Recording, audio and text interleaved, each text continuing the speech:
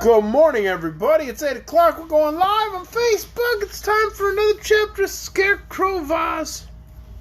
Why did you say good morning? I said good morning because I felt like it. You're going to turn off the tree.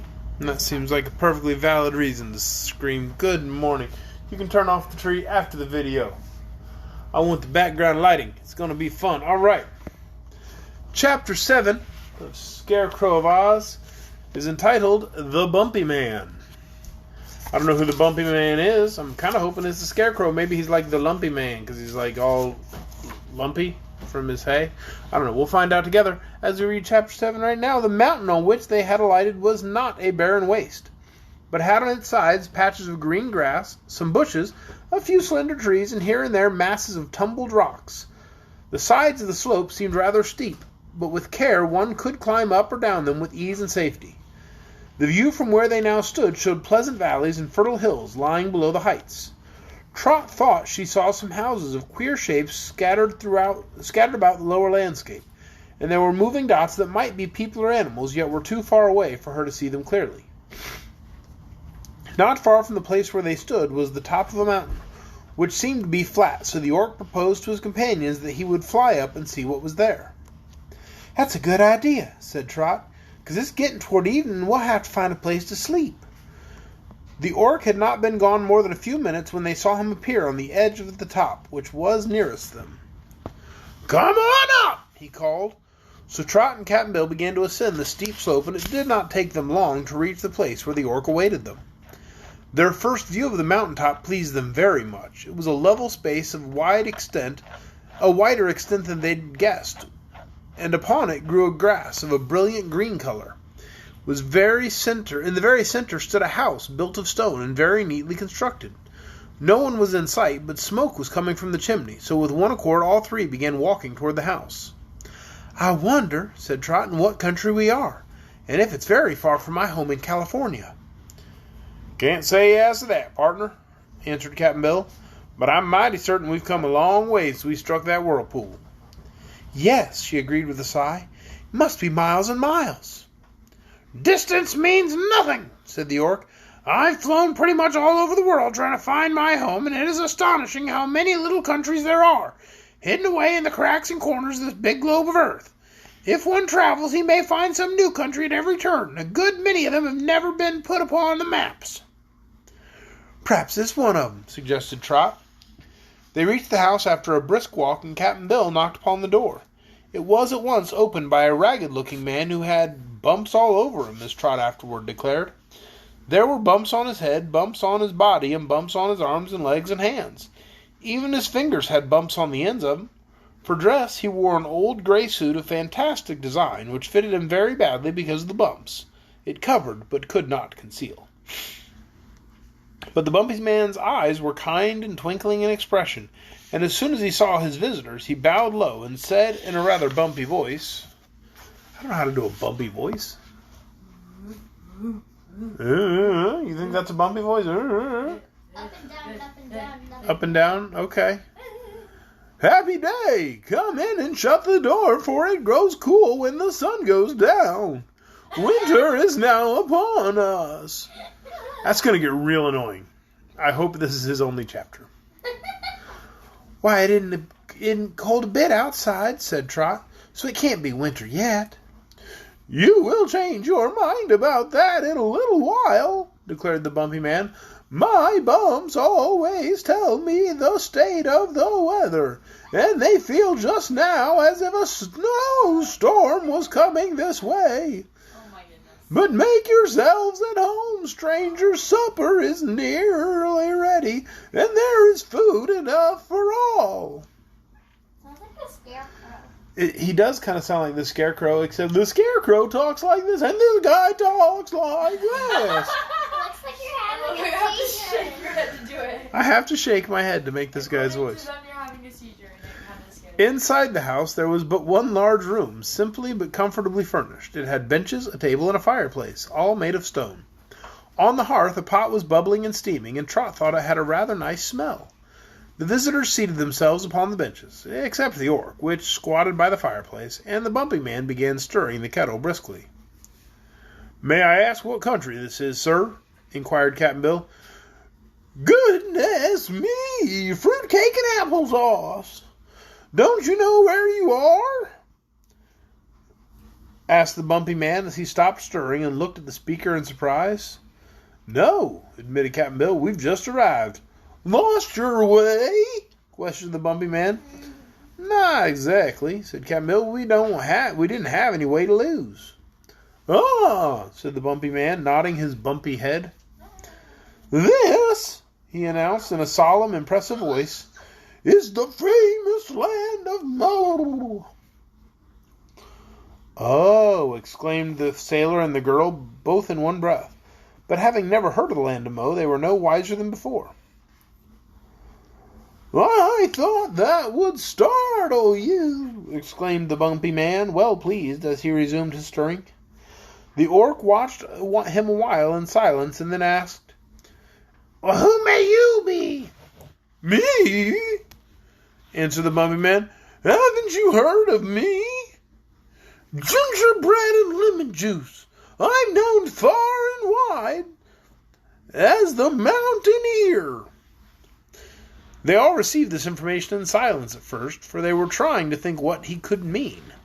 Finally, Trot mustered up courage to ask, what is a Mountaineer, please?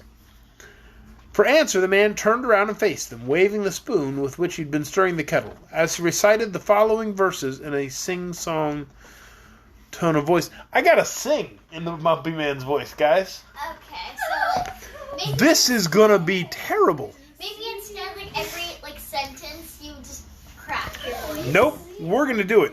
Ah! We're gonna sing the whole song like this. It's gonna be fun. You sound like you're gargling. Here's a mountain hard of hearing, that's sad-hearted and needs cheering. So my duty is to listen to all sounds that nature makes, so the hill won't get uneasy, get to coughing, or get sneezy. For this monster bump, when frightened, is quite liable to quake.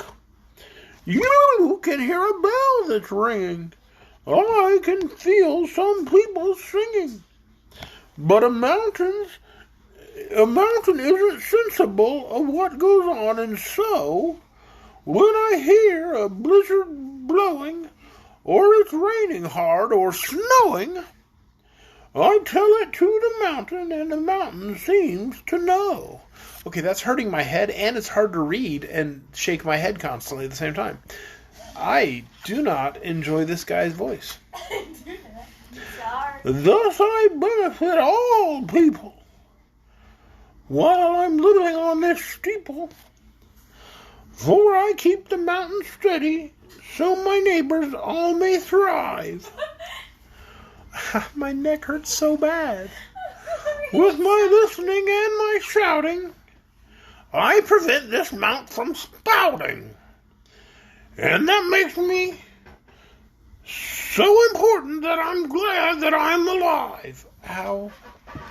When he had finished these lines of verse, the Bumpy Man turned again to resume his stirring. Oh, The orc laughed softly, and Captain Bill whistled to himself, and Trot made up her mind that the Mountaineer must be a little crazy.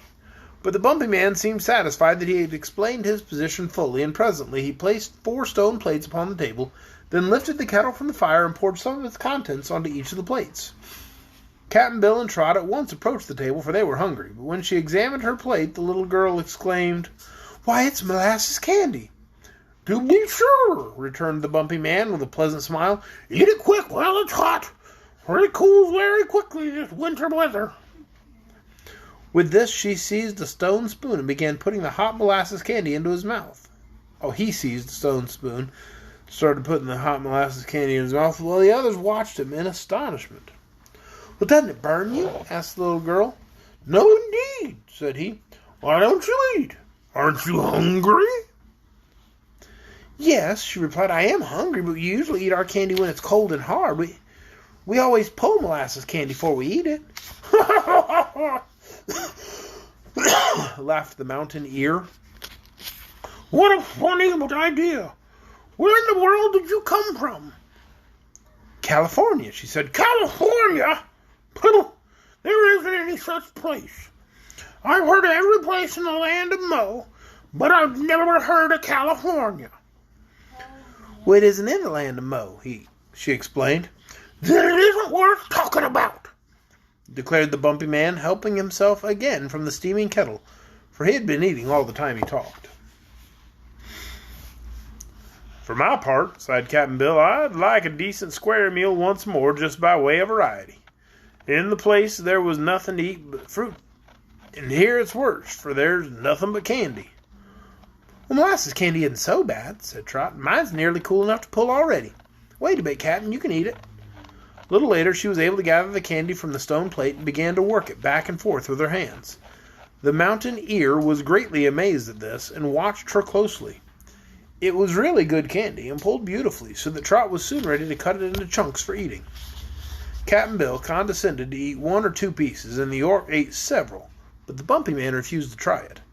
Trot finished the plate of candy herself, and then asked for a drink of water. Water? Said the mountain ear wonderingly. What is that? Well, something to drink. Don't you have water in Mo? None that I ever heard of, said he, but I can give you some fresh lemonade. I caught it in a jar last time it rained, which was only day before yesterday. Oh, does it rain lemonade here? She inquired. Always, and it's very refreshing and beautiful. Oh, I'm sorry, not beautiful. Healthful. When you're shaking your head back and forth that quickly, some of the letters get confusing. With this, he brought from a cupboard a stone jar and a dipper, and the little girl found it a very nice lemonade indeed. Captain Bill liked it too, but the Orc would not touch it. There's no water in this country. I cannot stay here for long, the creature declared. Water means life to man and beast and bird. Well, there must be water in the lemonade, said Trot. Yes, answered the Orc. I suppose so, but there are other things in it too, and they spoil the good water. The day's adventures had made our wanderers tired, so the Bumpy Man brought them some blankets in which they rolled themselves, then lay down before the fire, which their host kept alive with fuel all through the night. Trot wakened several times and found the mountain ear always alert and listening intently for the slightest sound. But the little girl could hear no sound at all except the snores of Captain Bill. Oh, goodness. That's the end of Chapter 7, and they're still with the mountain ear, the Bumpy Man, with his bumpy voice. And that means he's probably going to return in Chapter 8 tomorrow night, and my head's going to hurt worse. But I'm kind of excited for the title of Chapter 8. Are you guys want to hear the title of Chapter 8? Chapter 8, tomorrow night, 8 o'clock, right here on Facebook Live. You can join us to watch it. Chapter 8, Button Bright is lost and found again. Where's Button Bright been this whole time? Ills, got any guesses? Lost. A lot. Guys, I gave them I queued them up perfectly to say, don't know! And none of them said it. Hey guys, where's Button Bright been this whole time? Don't know. There you go. Jeez, oh peas. Alright, I do hope you join us tomorrow night. I'm going to try to figure out a way to do the Bumpy voice without breaking my neck between now and then. So I hope you all will join us again. Hooray! Good night, everyone.